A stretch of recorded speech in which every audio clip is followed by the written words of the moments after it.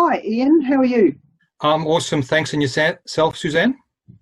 I'm okay. I'm looking forward to us looking at all of this anxiety reduction strategies we're going to talk about today because it's pretty topical, isn't it? Highly appropriate in the current environment, Suzanne. Hmm. So maybe you could quickly outline what we're going to talk about? Yep. Okay. So we're going to talk about a couple of different topics. Firstly, defining, what actually stress is, worry, anxiety. What's the difference between them? And then we'll talk a little bit more about the current environment and just the times of uncertainty that we're currently going through. And then we'll talk a little bit about, well, how can we actually better cope with this uncertainty, which can be quite unnerving for most people. A couple of anxiety reduction techniques, and then we'll talk a little bit about a special bonus we have for our listeners, a hypnosis deep relaxation recording for them. That sounds fabulous. So what is this stress that we're experiencing? Yeah, so look, here's our formal definition of stress. It's primarily a physiological type of phenomena.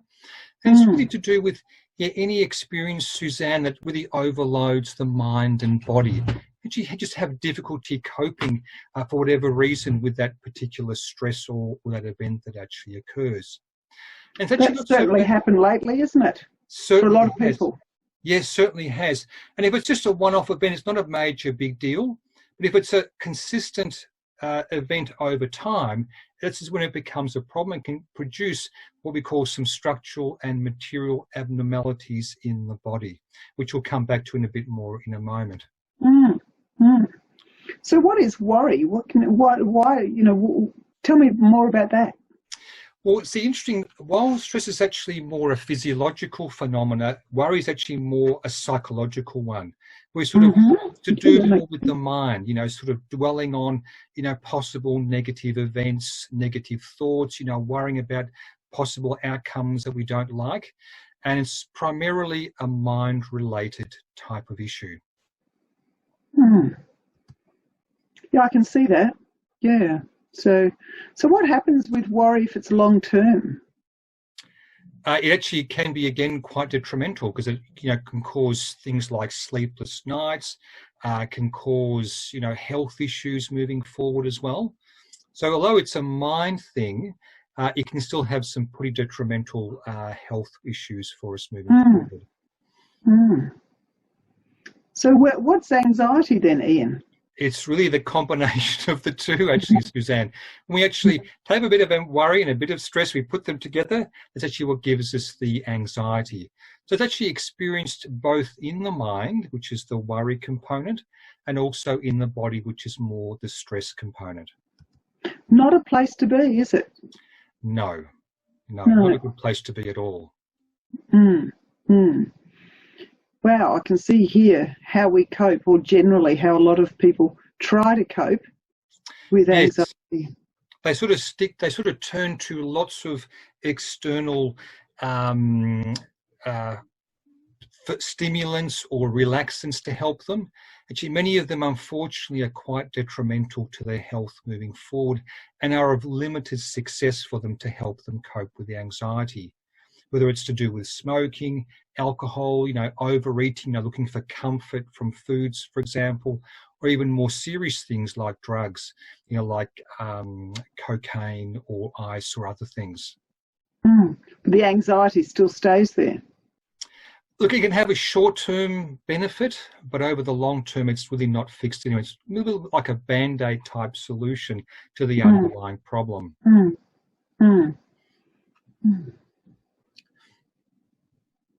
So, tell me a bit more here. Lifestyle problems. Yeah, so we're talking about things here like crime, drug abuse, and violence, for example, anger, for example. These are all reactions to various forms of anxiety.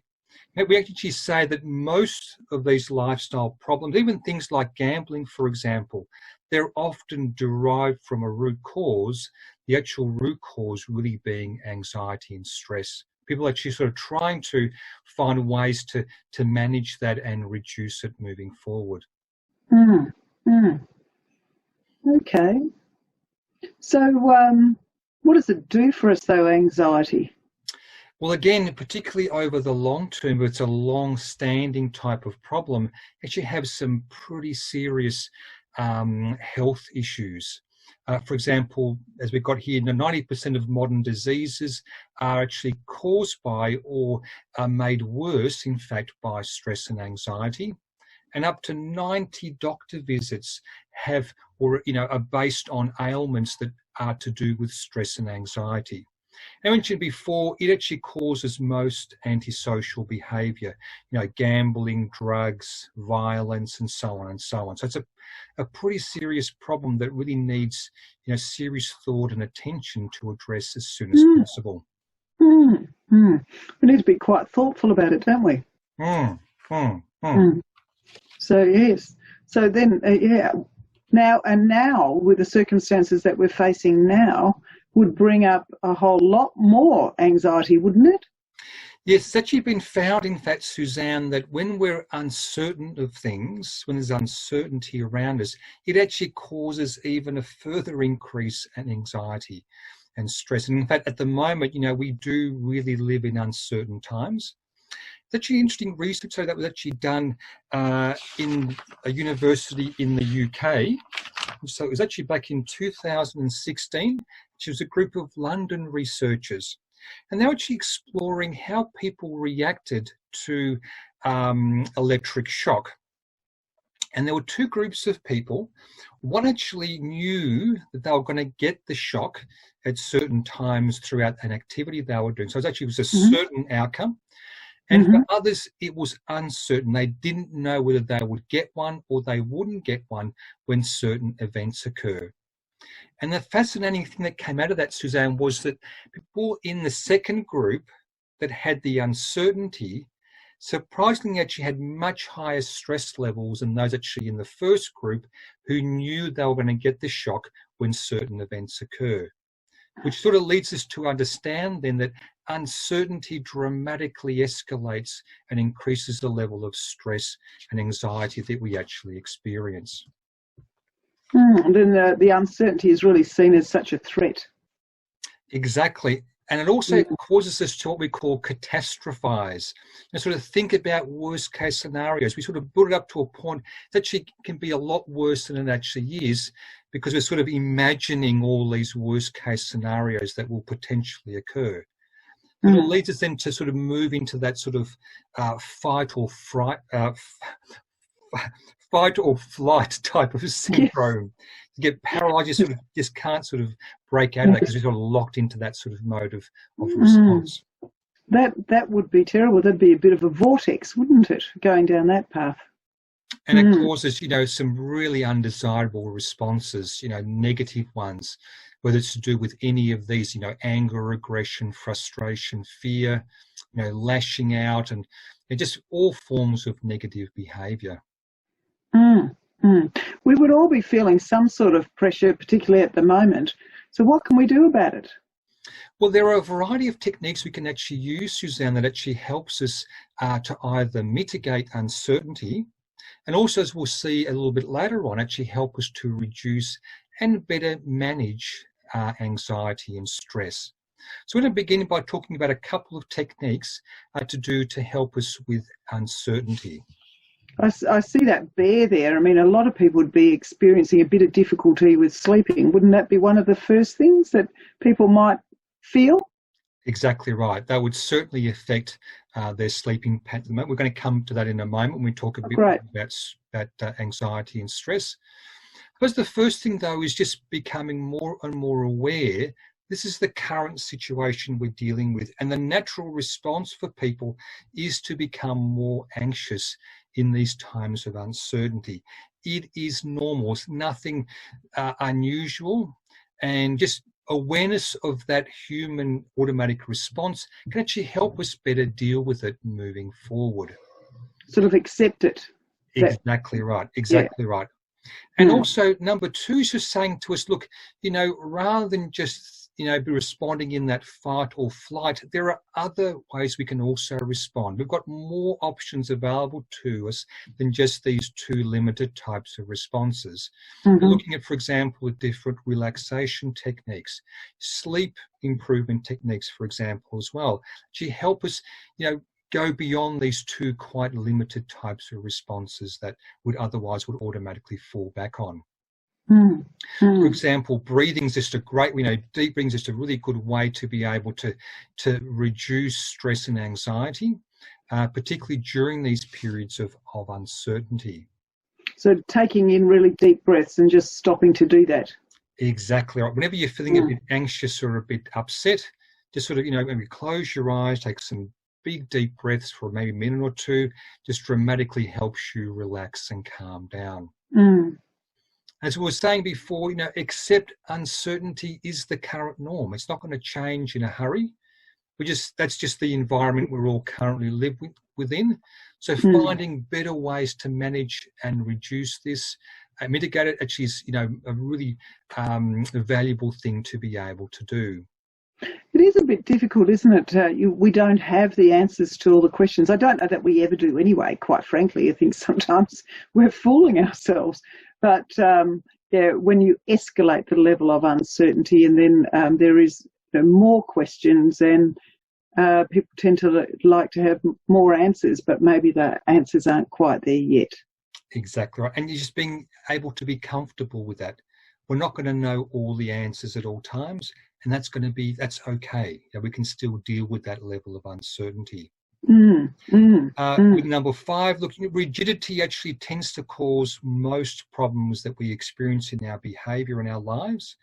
And when we introduce flexibility and resilience, that actually helps us to find other better ways to be able to respond to negative events or triggers that are occurring in our life, and finding other better ways to be able to respond to them.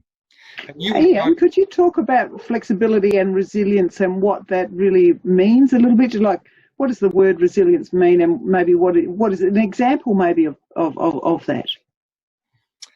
I was actually going to ask you that question, in fact, Suzanne. In terms of flexibility, look, I use NLP techniques a lot, and that's all about giving our clients more flexibility. Because often they get stuck into a particular pattern of behavior. A trigger occurs and they respond in a particular way. For example, when I get stressed, I have to drink.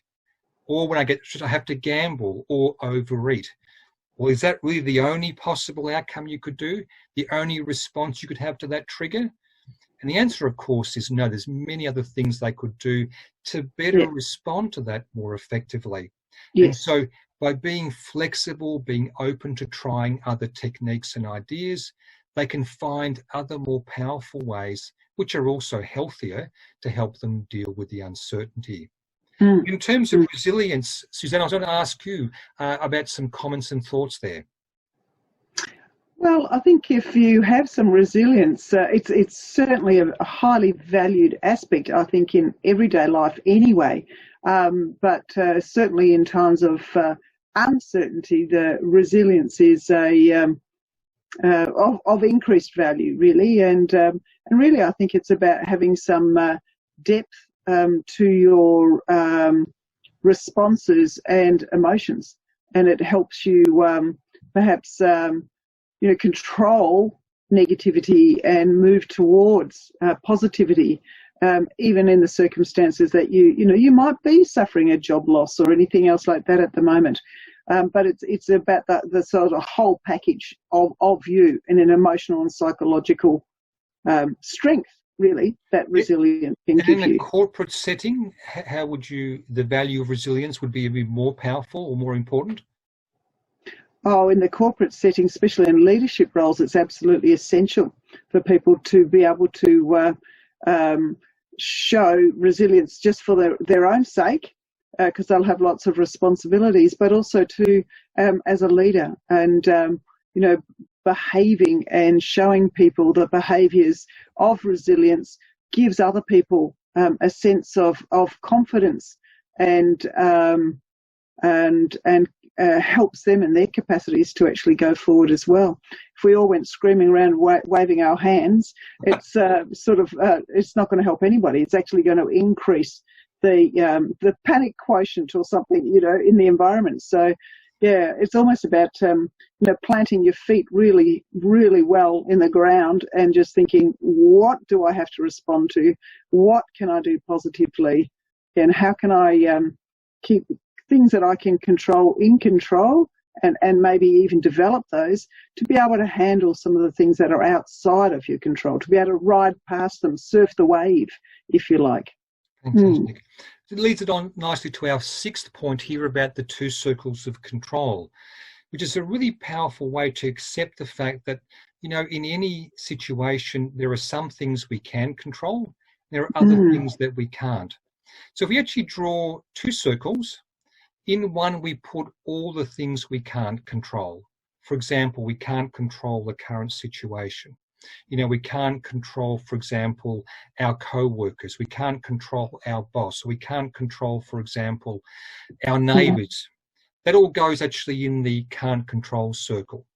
And so number two is, let's list now all the things that I can control. Well, I can control myself. I can control my attitude. I can control my flexibility, my resilience. I can learn new techniques, for example, and so on. And the idea here is then we just say, okay, the things that I cannot control, I want to basically almost ignore totally and focus all my efforts and attention on what I can do something about. And by doing that, actually, it helps us become more effective, more productive in resolving the situation, and also helps us to, in fact, reduce our stress and anxiety because we're not focusing on the things that we have no control over. That's powerful, I think, and building your strengths. We have weaknesses, you might have good neighbours, bad neighbours or whatever, but, like we're saying, they are out of our control. So not focusing on those and just focusing on your strengths and keep building those strengths. Exactly. And also powerful stuff. It prevents also the frustration that can, occur when you're sort of in a stuck state where you don't like it, but you can't do anything about it. Well, that actually helps you to say, okay, well, look, you're in this state where you don't necessarily like. Let's draw these two circles out. Let's get rid of or ignore the things that you cannot do anything about and focus only on the things that you can. And I think in terms of uncertainty, at least you can then rule out some things and not have, because I think in uncertainty and maybe panic, you're looking at 100 things at once instead of maybe just looking at a few things that you can in fact do something about, and maybe even evaluating some of those things and thinking about which ones should come first as priorities. But that's further down the track, isn't it? But if you've got 100 things, that's called overwhelm. And I think that would overwhelm anybody. Exactly right. So what are your thoughts here about self-awareness then, Suzanne? Absolutely critical, I think, for all of us in life, especially those who are, if you're a parent, you need to be aware of how you're reacting to things, and that we actually then choose to respond instead of react to things.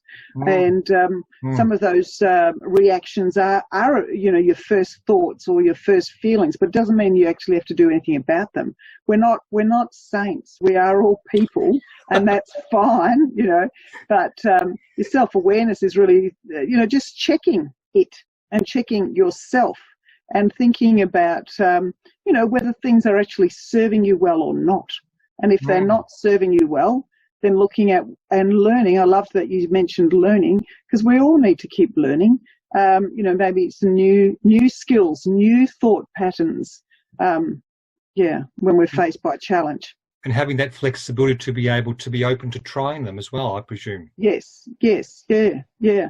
I mean, sometimes self-awareness might come from your husband. They might tell you. Whether you You're like always it or not. responding like this. So some of the lessons in life, or some of the inputs, feedback, let's call it feedback,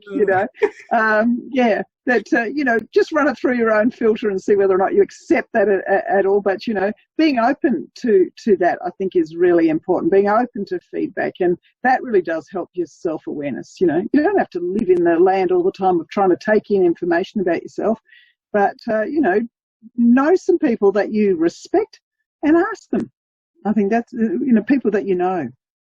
And keeping informed, why do you see that as being important in this period of uncertainty?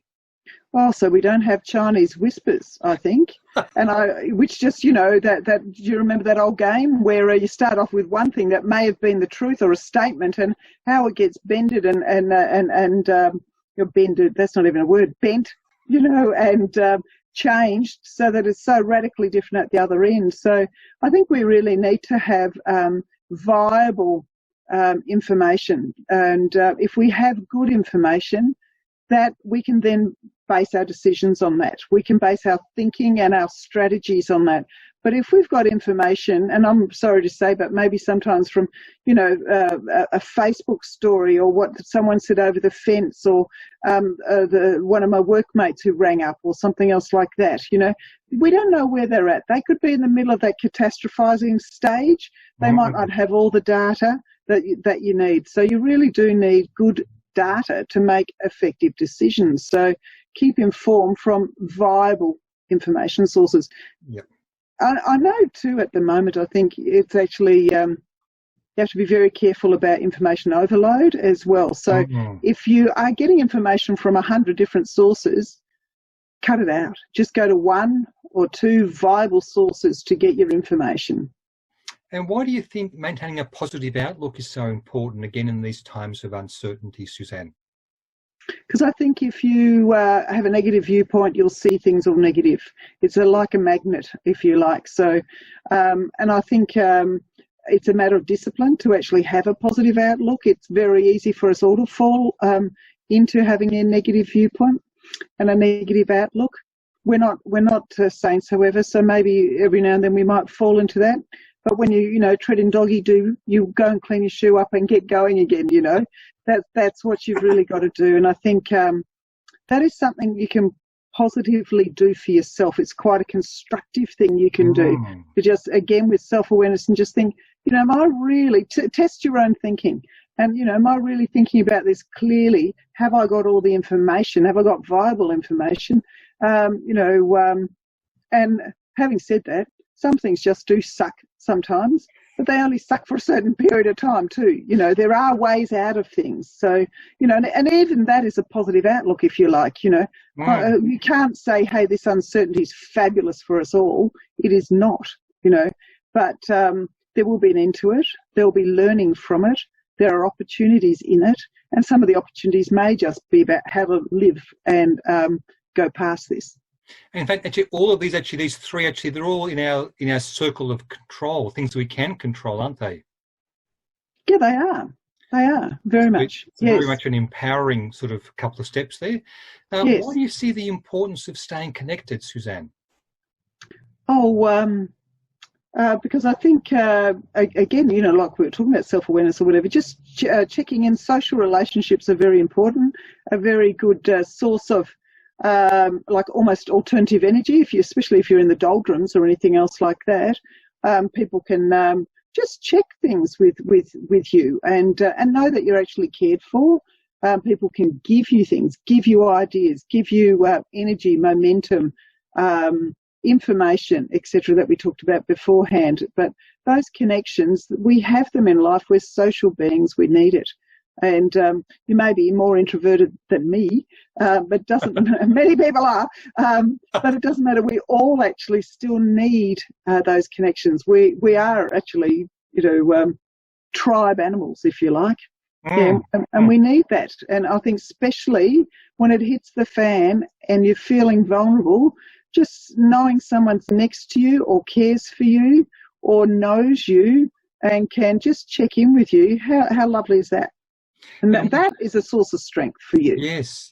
And would you tend to avoid people who are very negative? And I'm afraid, yes. I'm afraid so. I do not want to get pulled down into the abyss. Maybe I don't have the strength that day to climb out of the abyss. Maybe sometimes I do. But anyway, that's about self-awareness again and knowing how you are that day. So, stopping and checking your temperature and just seeing how you're going yourself is a very, very solid thing to do, I think. That's all about your own understanding. And going back to the previous point about a positive outlook, let Mm, me ask you a question, Suzanne. You know, mm. if you were having a really bad day for whatever reason, and then you came across a major challenge or a problem, would you find it easy to deal with that or more difficult? I think probably more difficult to deal with it immediately, and maybe sometimes it's quite viable to just think, hang on, is this a national emergency? Is there blood, broken bones? Do I have to deal with this immediately or not? You know, so thinking rationally about it and maybe just putting it aside and giving yourself some time to think about it and time maybe to get some information about it or to check in with some other people. And I find, quite frankly, too, sometimes what I've seen as a challenge or something I must respond to, and then I haven't got round to it maybe, is actually not even my challenge. It might be somebody else's, you know. Yeah. And going back to that same challenge or issue, if you're in a positive state, how much easier is it for you to deal with it? Yeah, absolutely. I think that positivity gives you a sense of confidence to be able to actually tackle it. Confidence, but also energy. And I think if you're in a negative state, you know, very rarely are you in a negative state and in high energy. That negativity, I don't know that it's natural for us, quite frankly. I think it takes a lot to stay there, almost like, a force of energy. And we're allowing it to do that, you know. Sure, sure. Yeah. And And I don't believe the world is so negative, quite frankly. You know, it may have some times where it sucks badly, but it's only for a time, you know, it's only for a time. exactly. And what about the last 2 points here, looking after yourself and finding positive stories? Why do you think these are so important? Well, looking after yourself, I think, is we're talking maybe about the physicality side of us, and it's very hard if you're, not keeping yourself fit, not sleeping well. I think sleep is the most critical thing. How can you be positive if you're, sleep deprived and dragging yourself around? Mm, And mm. I have had some issues lately with sleep, and that's been about being so jolly busy. Um, if you've got one area that's maybe not doing quite so well, like my sleep, well, then you really got to make sure you're doing the other areas like exercise, fresh air, good food, and even if you're not sleeping, go to bed at the same time so that you can at least be resting Mm, and, mm. have some routines. I think routines are really, you do yourself a favour with some routines. We might be at the moment routined out. But so live it up, go for a walk with the dog or something, But you got to really look at the ways you can look after yourself. Maybe do some fitness stuff at home, and even playing with the dog or playing with kids is a really good thing in looking after yourself. And these are, again, things that we can have in our circle of control. In other words, we can do these things, for our own benefit moving forward. Yes. So now moving over now more to anxiety reduction techniques. Mm. So, for example, with the first one, achievement-oriented activity, this actually allows us to sort of change our focus and do things which are sort of outcome-based, and thereby take up our attention away from the worry and the anxiety, and ideally doing things that we actually also enjoy, like, for example, the second point. We can actually combine points 1 and 2, all the better. We're doing things that sort of take our focus away from the negativity, from the stress and anxiety. And of course, the more we love them, the more we'll actually want to do them, won't we, Suzanne? We would. And actually, if you look there, even you get endorphins from exercise and movement. So, if maybe we're a bit low on those, maybe it is time to, bust out of the pajamas and get out there and put your runners on and go for a walk. Exactly. And also meditation and something else is actually a very powerful techniques to in fact help us, reduce our level of stress and anxiety. So again, this is again in our circle of control. We can do these sorts of things to help us manage these anxiety levels very effectively. Point number 5, what's this all about? A learned behavior. What's interesting, as I mentioned before, many of us have a situation, Suzanne, when a certain trigger occurs, we actually respond in a particular way. So like a very repetitive, predictable form of response. Mm. Actually draw back on an experiment that was done quite a long time ago now to do with what was called Pavlov's dogs. What actually happened here was done by a psychologist. And what he used to do to these poor dogs was that every time they were fed, he would actually ring a bell again and again and again. And what he found then later was that when he just rang the bell, they immediately began to salivate. It was a learned behavior. And again, most of our behavior, things that stress us, these are what we call also learned behaviors.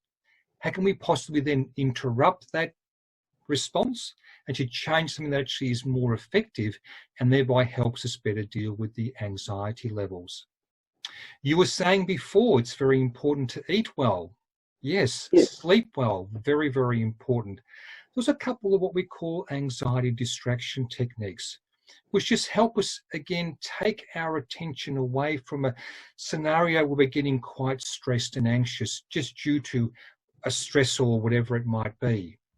And they may even just be simple things about, closing one's eyes and visualizing being in one's, what we might call happy place, or on a holiday that we've actually been to before. Just taking our attention away from the stressful scenario, focusing on something else. Or even trying, for example, to count backwards from 100 by 2.